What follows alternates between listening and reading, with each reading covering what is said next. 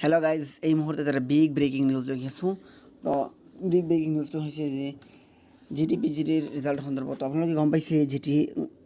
পিজিটিৰ result হৈ গৈছে যোৱা Friday PGT post graduate teacher result হৈছে 30 তাৰিখত। আজি চলি আছে 2 তাৰিখ 2 জুন। তো কেতিয়া দিব ৰিজাল্ট জিটি আৰু জিটিৰ কাট অফ সন্দৰ্ভত আৰু পোষ্ট গ্ৰেজুৱেট টিচাৰৰ ভেৰিফিকেশ্যন সন্দৰ্ভত তো এটা বিগ ব্ৰেকিং নিউজ লৈ আহিছোঁ। A meeting minutes of the held by 22/5/2025 in the conference hall of the honourable minister of education Assam doctor Ramesh Pegu minister of education Assam ফালৰ পৰা ইম্পৰ্টেণ্ট নটিছ আহিছে। এটা টেট ৰিক্ৰুটমেণ্ট টেষ্ট হৈছিল যিটো 2025 19 জানুৱাৰীত। তো তাৰপিছত কি হৈছে, তাৰপিছত মানে আনচাৰকে দিছে অসম চৰকাৰৰ এডুকেশ্যন ডিপাৰ্টমেণ্টে। আনচাৰকে আপোনালোকে ডাউনলোড কৰিছে। তো আৰু কাট অফখিনি আপোনালোকে বাহিৰ কৰিছে, কিন্তু এতিয়াও যিটো ৰিজাল্ট দিয়া নাই। পোষ্ট গ্ৰেজুৱেটৰ ৰিজাল্ট ওলাইছে, যিবিলাকৰ বেনো আহিছে এইবিলাক পাছ কৰিছে, যিবিলাক বেনো অহা নাই তেওঁলোক ফেইল কৰিছে বুলি ভাব ধৰা হৈছে। কিন্তু এটা মূল ফেক্ট হ'ল এইবাৰ অভাৰলেপিং নহ'ব। অসম চৰকাৰৰ ফালৰ পৰা এটা ইনষ্ট্ৰাকশ্যন পোৱা হৈছে, এটা অভাৰলেপিং নহ'ব। যিবিলাকে পোষ্ট গ্ৰেজুৱেট পিজিটিত ছিলেক্ট হ'ব এইবিলাকৰ নাম জিটিত তেওঁলোকে ছিলেকশ্যন নহ'ব, কাৰণ এইবিলাক পোষ্ট অভাৰলেপিং যাতে নহয় তেনেকুৱাভাৱে। আৰু এইটো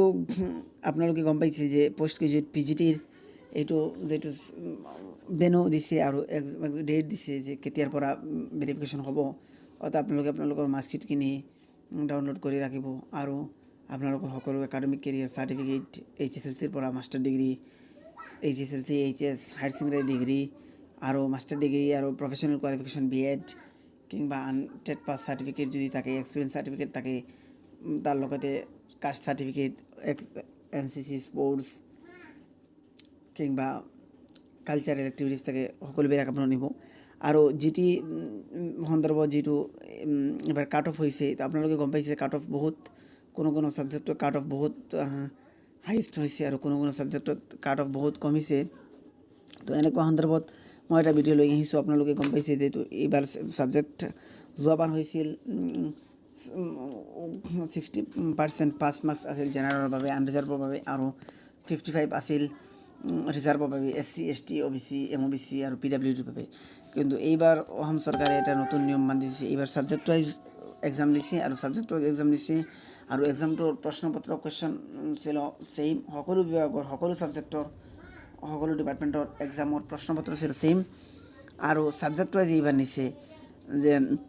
ছাবজেক্ট ৱাইজ কাট অফ বেলেগ বেলেগ হৈছে। কমাৰ্চৰ ছাবজেক্টৰ বা আৰ্টছৰ ছাবজেক্টৰ সকলো ছাবজেক্টৰ বেলেগ বেলেগ কাট অফ হৈছে। আৰু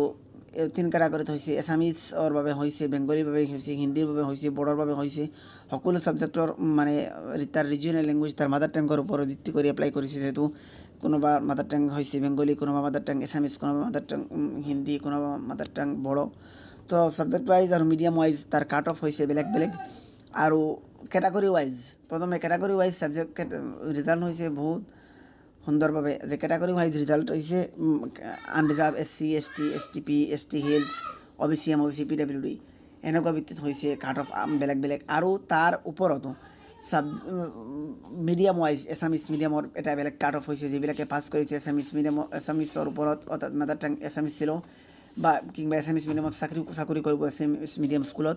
তেওঁলোকৰ কাট অফ বেংগলীৰ কাট অফ সৈতে তুলনামূলক কমিছে কিংবা বাঢ়িছে, বা হিন্দীৰ কাট অফ বা বড়োৰ কাট অফ। তো এই সন্দৰ্ভত এছামিজৰ আপোনালোকে গম পাইছে 85.25 একাউণ্টেঞ্চিত, কিংবা বেংগলীত হৈছে এছামিজৰ কাট অফ বেলেগ বেলেগ ছাবজেক্ট ৱাইজ বেলেগ বেলেগ হৈছে। আৰু বেংগলীৰ ছাবজেক্ট ৱাইজ বেলেগ বেলেগ হৈছে। বেংগলী মিডিয়াম স্কুলত কিংবা বড়ো মিডিয়ামৰ স্কুলত বেলেগ বেলেগ হৈছে কাট অফ এনেকুৱা হৈছে। কিংবা business study, accountancy, English, education, সকলোবিলাক ইকনমিক্স, সকলোবিলাকৰ ছাবজেক্টৰ বেলেগ বেলেগ কাট অফ হৈছে। আৰু ডিপাৰ্টমেণ্টেল ৱাইজ কাট অফ হৈছে বেলেগ বেলেগ, আৰু মিডিয়াম ৱাইজ হৈছে বেলেগ বেলেগ। মিডিয়াম ওয়াইজ হয়েছে বেলেগ বেলেগ কাট অফ আর ডিপার্টমেন্ট ওয়াইজ অর্থাৎ সাবজেক্ট ওয়াইজ হয়েছে বেলেগ বেলেগ কাট অফ আর ক্যাটাগরি ওয়াইজ হয়েছে বেলেগ বেলেগ কাট অফ তিনটা ধরনের কাট অফ হয়েছে এবার যদি কাট অফ আছিল কাট অফ সাপোজ আনরিজার্ভর কারণে এটা কাট অফ হয়েছে এসসির কারণে এটা কাট অফ হয়েছে আর এসটি হিলসর ভাবে এটা কাট অফ হয়েছে আর এসটি পি প্লেন্সর ভাবে এটা কাট অফ হয়েছে আর পিডাব্লিউডির ভাবে এটা কাট অফ হয়েছে আর ওবিসি এমওবিসির ভাবে এটা কাট অফ হয়েছে অর্থাৎ ক্যাটাগরি ওয়াইজ আনরিজার্ভ হয়েছে আনরিজার্ভ যেবিলাক জেনারেল ইউআর আর SC schedule caste ST hills STP ST plains PW person with disability আর OBC MOBC other backward community বা মুসলিম বেকওয়ার্ড কমিউনিটি এইবিলাক হৈছে মানে ক্যাটাগরি ওয়াইজ তেওঁলোকৰ ক্যাটাগৰি মানে কাষ্টৰ ক্যাটাগৰি আৰু তাৰ ওপৰত মিডিয়াম ওয়াইজ হৈছে এটা কাট অফ সাপোজ এছামিজ মিডিয়ামৰ স্কুল আছে এছামিজ মিডিয়ামৰ স্কুলত হৈছে এটা বেলেগ কাট অফ বেংগলী মিডিয়ামৰ স্কুলত হৈছে এটা বেলেগ কাট অফ অৰ্থাৎ কাট অফ কমিছে কিংবা বাঢ়িছে হাই হৈছে ল' হৈছে আৰু বড়ো মিডিয়ামৰ স্কুল আছে অসমত আৰু হিন্দী মিডিয়ামৰ স্কুল আছে এইবিলাক আৰু ইংলিছ মিডিয়াম আছে তো এনেকুৱা ধৰণৰ কাট অফ হৈছে আবাৰ বেলেগ বেলেগ হৈছে যেটো এইটো হৈছে মিডিয়াম ওয়াইজ অৰ্থাৎ মিডিয়াম কোন মাধ্যমত পঢ়িব ষ্টুডেণ্টে অসমৰ যিমানখিনি বিদ্যালয় আছে সকলো বিদ্যালয় মিডিয়াম সমান নহয় কোনোবা বিদ্যালয়ৰ মিডিয়াম হৈছে এছামিজ কোনোবা বেংগলী কোনোবা বড়ো কোনোবা হিন্দী কোনোবা ইংলিছ এনেকুৱা হৈছে মিডিয়াম ওয়াইজ আৰু তাৰ ওপৰত হৈছে সাবজেক্ট ওয়াইজ সাপোজ ইংলিছৰ এটা কাট অফ হৈছে ইংলিছৰ কাট অফ হৈছে বেংগলীত কাট অফ কৈ বেছি বা কম বেংগলীত কাট অফ কৈ বেছি হৈছে এবাৰ English Bengali suppose economics suppose accountancy suppose physics এনেকুৱা সাবজেক্ট ওয়াইজ হৈছে এটা কাট অফ সাবজেক্ট ওয়াইজ হৈছে তো সকলোবিলাক সাবজেক্টৰ বেলেগ বেলেগ কাট অফ হৈছে বেলেগ বেলেগ কাট অফ অৰ্থাৎ কাট অফটো সেম নহয় কাট অফটো হৈছে ডিফাৰেণ্ট তো এইবাৰ জিটিত মই অনুমান কৰিছোঁ জিটিত আৰ্টছৰ বাবে জিটিৰ আৰ্টছৰ বাবে কাট অফ জিটি আৰ্টছৰ বাবে কাট অফ হতে পাৰে 70 পৰা 75 এনেকুৱা কিংবা GT arts unreserved GT arts OBC MOBC এৰ ভাবে 60 পৰা 63 এনেকুৱা আৰু এসসিৰ ভাবে 45 পৰা 50 এসটি হিলস বা এসটি প্লেন্সৰ ভাবে 40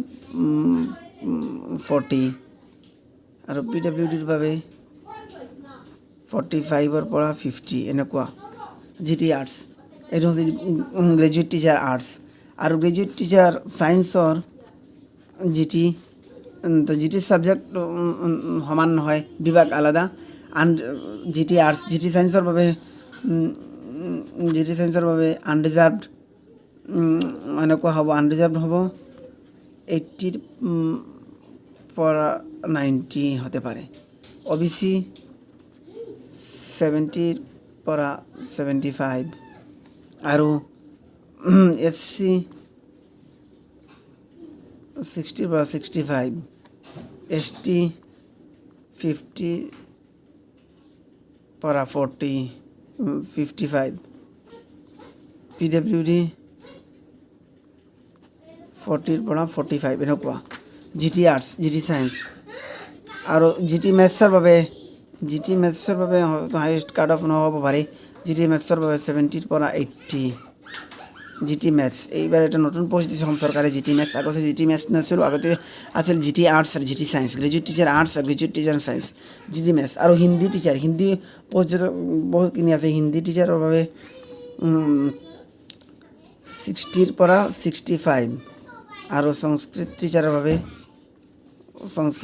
বাবে জিটি সংস্কৃত টিচাৰৰ বাবে